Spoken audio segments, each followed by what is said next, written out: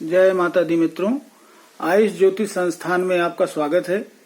मित्रों, आज हम आपको वृश्चिक लग्न के अंदर चंद्रमा के 12 भावों में फल इस विषय पर चर्चा करेंगे। तो आइए देखते हैं कि वृश्चिक लग्न में चंद्रमा के क्या फल होते हैं।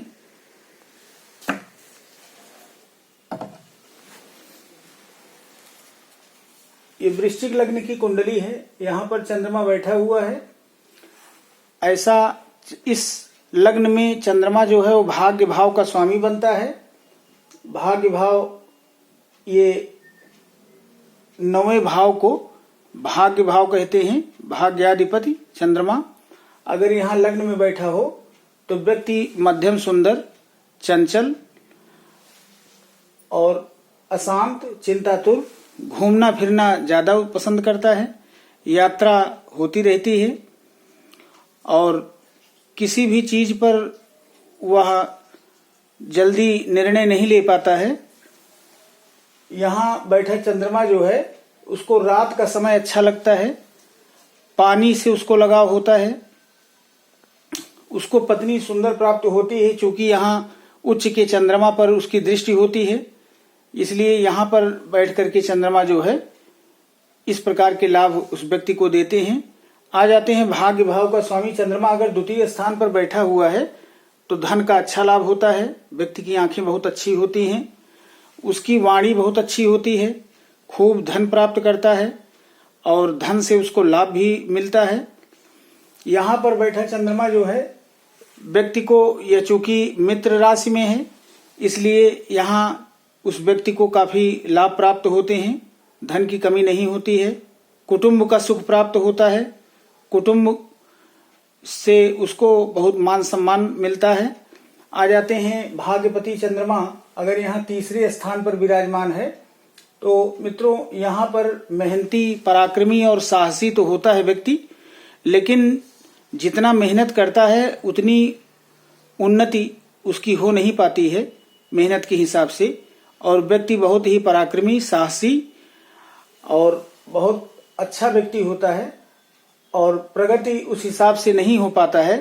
यहाँ पर बैठा चंद्रमा जो है छोटी बहन का योग भी देता है, व्यक्ति को धार्मिक बनाता है अगर भाग्यपति चंद्रमा जो है तीसरे स्थान पर बैठा है। आ जाते हैं मित्रों भाग्य भाव का स्वामी अगर चतुर्थ भाव में बैठा है तो यहाँ भूमि, भवन, वाहन का लाभ, माता से उसको स्नेह प्रेम होता है। यहाँ पर चंद्रमा बैठ करके अच्छा लाभ देता है। व्यक्ति जो है अपने मान सम्मान, यश, कीर्ति प्राप्त करता है। अगर शनि की स्थिति कमजोर है तब उसको थोड़ा बहुत दिक्कत होती है, क्योंकि यहाँ पर वह शनि की राशि में विराजमान होता है चौथे भाव में, तो इस लिहाज से ठीक तो होता है। और यहाँ पर चंद्रमा बैठ करके उसको जो है जलीय संबंधित जो भी बिजनेस वो करेगा उससे भी उसको लाभ मिलेगा। धन, सम्मान, यश, कीर्ति उसको मिलेगी। आ जाते हैं लाभ भाव का, भाग्य भाव का स्वामी अगर यहाँ पंचम स्थान पर बैठा हो तो उस व्यक्ति के पहली संतान पुत्री होती है और वह उसके बच्चे जो है बहुत तेज तर्राक, देखने में सुंदर, सुडौल शरीर और बहुत ही मेहनती होते हैं। पिता का नाम रोशन करते हैं। पंचम स्थान पर चंद्रमा बैठ करके अच्छी विद्या देता है, बुद्धि देता है। यहाँ पर चंद्रमा का बैठना अच्छा माना जाता है। पहली पुत्री का योग होता है। और आ जाते हैं यहाँ छठे स्थान पर अगर भाग्य भाव का स्वामी यहाँ छठे स्थान पर बैठा हुआ है तो यहाँ ये छठा स्थान ठीक नहीं होता है। यहाँ बैठ करके व्यक्ति को शारीरिक समस्या देता है और वह परेशान रहता है। भाग्य कमजोर होता है। भाग्य से वह व्यक्ति जो है भाग्यशाली नहीं कहा जा सकता है। छठे भाव में अगर चंद्रमा बैठा है, यहाँ पर चंद्रमा बैठकर उसे शत्रुओं से भी थोड़ा बहुत परेशानी होती है। उसका जो इम्यून सिस्टम है वो कमजोर होता है। व्यक्ति नास्तिक होता है और धर्म के प्रति उसकी बहुत रुचि नहीं होती है। यहाँ पर चंद्रमा तंदुरुस्ती उसकी नरम गरम रहती है। पाचन क्रिया में उसको समस्या होती है, पाचन से संबंधित समस्या होती है। आ जाते हैं यहाँ सप्तम स्थान पर।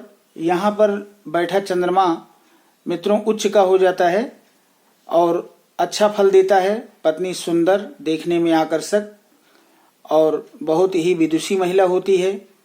यहाँ पर चंद्रमा बैठ करके वह उस व्यक्ति को भी बहुत अच्छा फल प्रदान करता है, व्यापार में उसको अच्छा लाभ मिलता है। यहाँ बैठा चंद्रमा जो है वो उसकी पत्नी जो है वो बहुत ही अच्छे कुल खानदान से होती है और पति के काम में हाथ बटाती है और पति की सेवा शुश्रूषा करती रहती है। तो सप्तम स्थान में बैठा चंद्रमा जो है अच्छा होता है। आ जाते हैं यहाँ अष्टम स्थान पर। अगर भाग्य भाव का स्वामी यहाँ अष्टम स्थान पर बैठा है तो भाग्य की हानि कराएगा। भाग्य उसके जो है थोड़ा बहुत देर से प्राप्त होते हैं। यहाँ पर चंद्रमा बैठ करके रुकावट देता है। उसको पानी से घात हो सकता है, जल से उसको दूर रहना चाहिए। जैसे नदी है, तालाब है, पोखर है, यहाँ उसको नहीं जाना चाहिए, बचना चाहिए, क्योंकि उसको पानी से भी घात हो सकता है। यहाँ पर चंद्रमा बैठ करके माता पिता का सुख तो अच्छा देता है, लेकिन कभी कभी माँ का सुख, पिता का सुख तो प्राप्त होता है, लेकिन माँ का सुख उतना प्राप्त नहीं हो पाता है और उसको सर्दी, जुखाम, बुखार जैसी कफजनी समस्या होती है। आ जाते हैं यहाँ भाग्य भाव में। यहाँ स्वयं जो है चंद्रमा भाग्य भाव में विराजमान हो तो बहुत अच्छा रिजल्ट देता है। व्यक्ति जो है बहुत भाग्यशाली होता है, धार्मिक होता है, माता पिता की सेवा करने वाला होता है, पिता भी उसको बहुत प्रेम करते हैं। यहाँ पर बैठा चंद्रमा जो है स्वग्रही हो जाता है। वो व्यक्ति ज्ञानी, परोपकारी, बहुत ही बुद्धिमान व्यक्ति होता है और समाज में यश, मान, पद, प्रतिष्ठा प्राप्त करता है। यहाँ पर चंद्रमा बैठ करके अधिकारी पद भी दिलवाता है। माता पिता का सुख अच्छा प्राप्त होता है। आ जाते हैं भाग्य भाव का स्वामी अगर यहाँ दशम भाव में विराजमान है तो समाज में मान सम्मान, एक अच्छा व्यवसायी होता है। उसे जल संबंधी व्यवसाय में सफलता मिलती है, जैसे कोल्ड ड्रिंक, रेस्टोरेंट का काम, पैथोलॉजी का काम, सीप का काम, मोती संबंधित काम।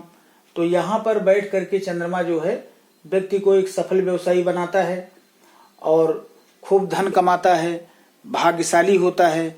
दूध के व्यापार से भी उसको लाभ प्राप्त होते हैं। तो मित्रों यहाँ पर चंद्रमा बहुत अच्छा होता है। आ जाते हैं यहाँ 11वें स्थान पर। अगर भाग्य भाव का स्वामी चंद्रमा यहाँ 11वें स्थान पर बैठा है तो उसके मित्र बहुत अच्छे होते हैं और वैवाहिक सुख उसका उत्तम रहता है। यहाँ पर बैठा चंद्रमा जो है अच्छा व्यवसाय कराता है। व्यक्ति बहुत भाग्यशाली होता है, परोपकारी होता है और पिता से भी उसकी अच्छी निभती है। अगर भाग्य भाव का स्वामी यहाँ 11वें स्थान पर बैठा है तो मित्रों बहुत अच्छा माना जाता है। आ जाते हैं भाग्य भाव स्वामी जो है चंद्रमा अगर 12वें स्थान पर बैठा है यानी द्वादश स्थान पर, तो किसी भी कुंडली का 6, 8, 12 भाव ठीक नहीं होता है।